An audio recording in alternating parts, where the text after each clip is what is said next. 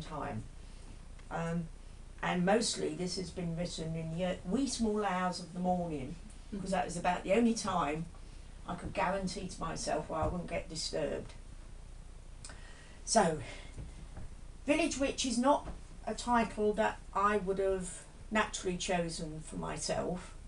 I actually wanted to call my book Walking on the Wild Side, but then someone stole that line as well. Because basically that's what it summed up, being a village wise woman in the wilds of West Cornwall.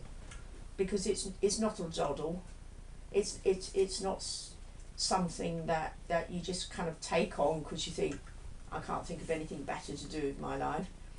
It's something that kind of grabs hold of you and drags you into it. But I better give a little bit of background about what a village wise woman is, because it sounds a little bit pretentious.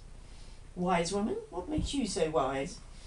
Well, I'm wise enough to know I don't know everything, for a start, and that's not a bad place to start from. Historically, wise women have, and men, I hasten to add, although I have to say there are slightly less males in this profession than there are females, and there's usually a pretty good reason for that, because historically these sort of people were there for their communities in the past for hundreds of years.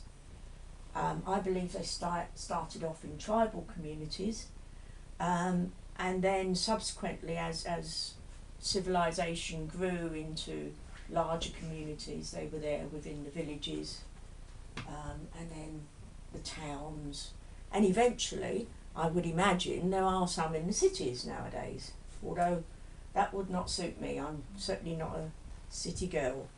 I'm not city wise, but I'm very country wise. And basically they would be there as a problem solver. Often they were midwives, often they were people who laid out the dead.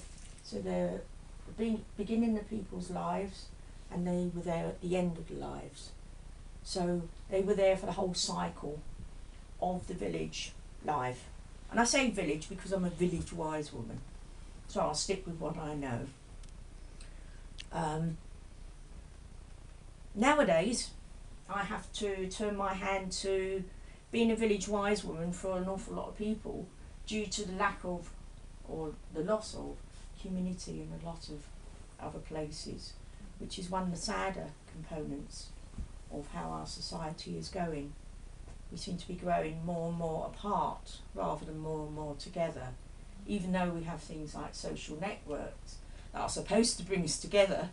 More often than not, it can push us apart. But that's another little soapbox which I'll try not to get onto tonight, but you never know.